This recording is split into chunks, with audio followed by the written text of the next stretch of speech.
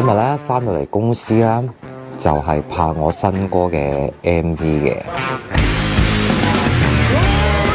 點解今日我會着咗呢一身哈達嘅呢個袍咧？係因為個導演聽到呢個主題，就幫我諗佢翻以前街頭霸王嗰個角色啦。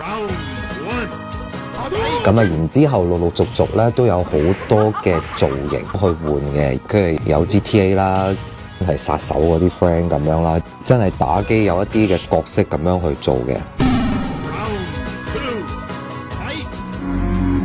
咁啊，呢首歌好似講緊打機啊，咁但係其實咧，我係好想透過打機嘅呢一個 concept 啦，因為唔係一打咧就打爆機啦，咁樣都係通過好多時 game over 啦，咁就 stuck 咗喺度，咁就唔打啦。